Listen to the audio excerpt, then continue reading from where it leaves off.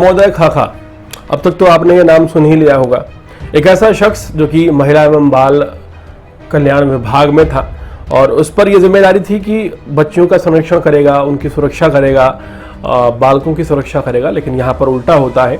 Covid के दौरान एक दोस्त की जान चली जाती है, उसकी बेटी को अपने घर ये ले आता है और वो बेटी बहुत उस वक्त 14 साल की रही होती है और ये शख्स जो कि बेहद ही गिरा हुआ शख्स है, उस बेटी के साथ दुष्कर्म करता है।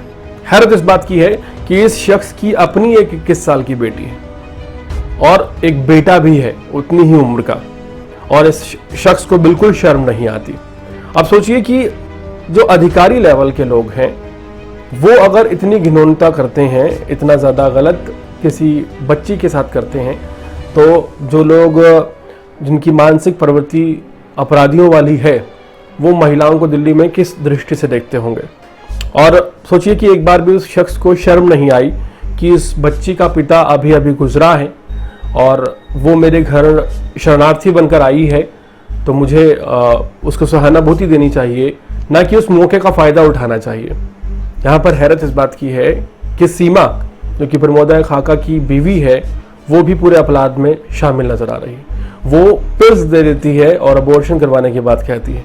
वो ये नहीं कहती कि बेटा तुम्हारे साथ गलत हुआ है, चाहे वो मेरा पति है, लेकिन इसकी कंप्लेंट हमें करनी चाहिए।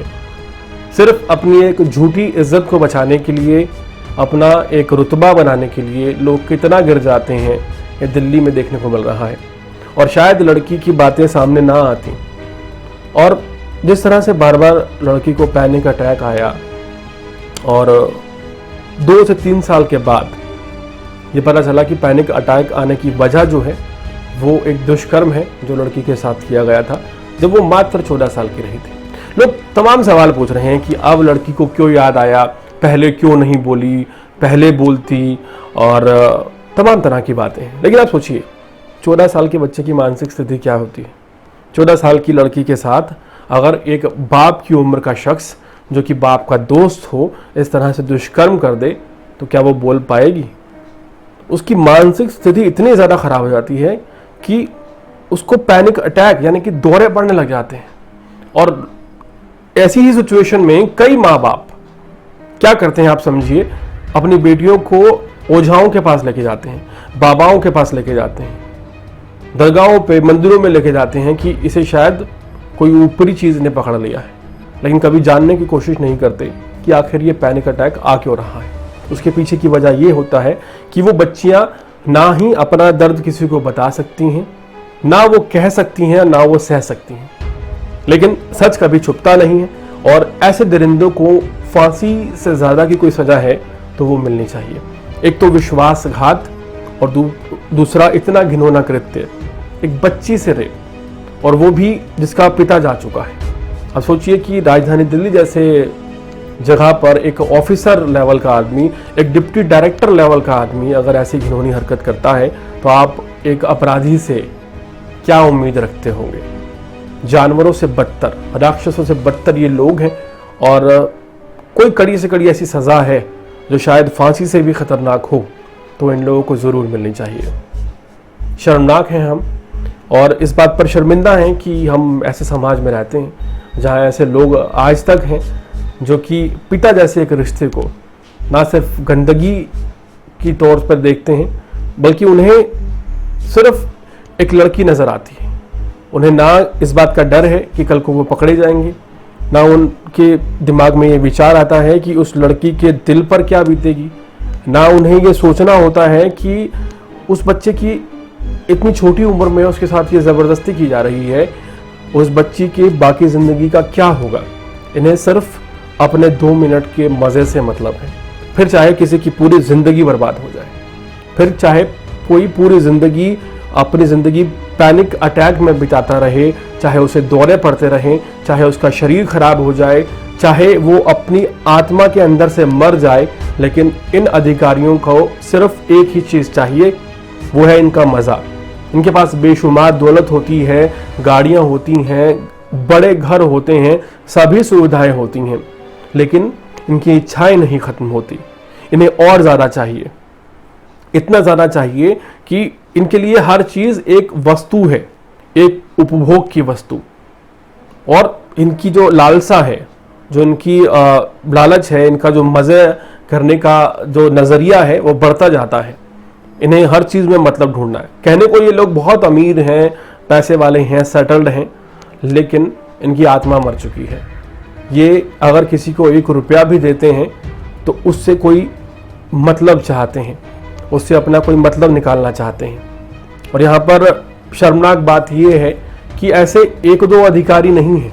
अगर स्टिंग ऑपरेशन करवाया जाए तो ऐसे लाखों अधिकारी हर डिपार्टमेंट में निकलेंगे, लेकिन ना किसी के पास इतना समय है और ना ही कोई इतनी हिम्मत जुटा पाता है कि इस बात को उजागर भी कर सके। उजागर हो भी जाती है तो दिल्ली पुलिस की तरह 9 दिन तक FIR रजिस्टर होने के बाद ना गिरफ्तारी होती है, ना ही कोई बड़ा एक्शन लिया जाता है। जब मुख्यमंत्री उस अधिकारी को सस्पेंड कर देते हैं और खुद आकर बयान देते हैं कि गिरफ्तारी होनी चाहिए, तब जाकर ऐसे अधिकारी को गिरफ्तार करने की कोशिश की जाती है। और ऐसे में भी वो अधिकारी रास्ते तलाश लेता है अग्रामी जमानत के लिए। और देखिए कितना हमारा सिस्टम लूज है कि कहीं ना कहीं लोगों को पता है कि वो एक बच्ची के साथ भी दुष्कर्म करेंगे तो बच जाएंगे, तभी तो ये लोग ऐसा कर जाते हैं। सोचिए, जिस शख्स ने, जिस डिप्टी डायरेक्टर ने, जिसका नाम प्रमोदय खाखा है, इस घिनौनी वारदात को अंजाम दिया है, क्या उसके दिमाग में एक बार भी नहीं आया होगा कि अगर मैं पकड़ा गया तो मेरी इज्जत आबरू का क्या होगा, लोगों को जब पता चलेगा कि मैंने एक बच्ची के साथ ऐसा किया तो उन पर क्या बीतेगी। क्या उसने एक बार भी नहीं सोचा होगा कि मेरी खुद की बेटी 21 साल की है, मेरा बेटा भी 21 साल का है, इन बच्चों को जब पता चलेगा कि इनका बाप एक छोटी बच्ची के साथ ये गलत हरकत कर रहा था तो उनके क्या बीतेगा। लेकिन इस इंसान ने बिल्कुल नहीं सोचा, क्योंकि इनको पता है कि सिस्टम इतना रद्दी है, हमारा इतना लूज सिस्टम है कि कहीं ना कहीं थोड़े से पैसे देकर हर चीज को मैनेज किया जा सकता है। उन्हें पता है कि A से लेकर Z तक कहां कहां कैसे कैसे लूप होल्स हैं, और बड़े से बड़ा अपराध भी कर लिया जाएगा तो कोई फर्क नहीं पड़ेगा, क्योंकि ये सबसे बड़ा अपराध है। एक पिता के मरने के बाद उसकी छोटी बच्ची को घर पे लाना, उसके साथ कई महीनों तक लगातार शारीरिक शोषण करना, जिसको शरण दी है उसका उपभोग करना, इससे बड़ा महापाप नहीं है। लेकिन इस पाप को एक शख्स इसलिए कर जाता है क्योंकि उसे पता है कि सिस्टम उसकी मुट्ठी के नीचे है, उसके हाथ में जो चंद रुपए हैं उनमें बिका हुआ ये सिस्टम है। उन चंद रुपयों की जो वैल्यू ज़्यादा है और वो सिस्टम उन चंद रुपयों से बहुत सस्ता नजर आता है। और इसमें कोई एक आधी चीज़ शामिल नहीं है, पूरा का पूरा सिस्टम करप्ट है। शायद यही वजह है कि आए दिन राजधानी दिल्ली में रोज के दौर पर आप देखें तो रोज लड़कियों के साथ, छोटी बच्चियों के साथ गलत काम हो रहे हैं, उनका उपभोग किया जा रहा है, उनके साथ बलात्कार किया जा रहा है, निजी रिश्ते तार हो रहे हैं। एक अपराधी से लेकर एक हाई प्रोफाइल इंसान तक आज लड़कियों को किस दृष्टि से देखता है आप समझ सकते हैं, क्योंकि उसे पता है कि जब कोई मामला बनेगा तो पैसे खिलाने के लिए पुलिस है, पुलिस के बाद कुछ अधिकारी हैं, अधिकारियों के बाद उसके पास वकील है, कोर्ट है और पूरा का पूरा सिस्टम है। तो जो न्याय मांगने वाला है उसे सोचना पड़ता है कि न्याय मिलेगा या नहीं मिलेगा। जो अपराधी है उसे यहाँ पर अपराध करने से पहले एक बार भी नहीं सोचना होता।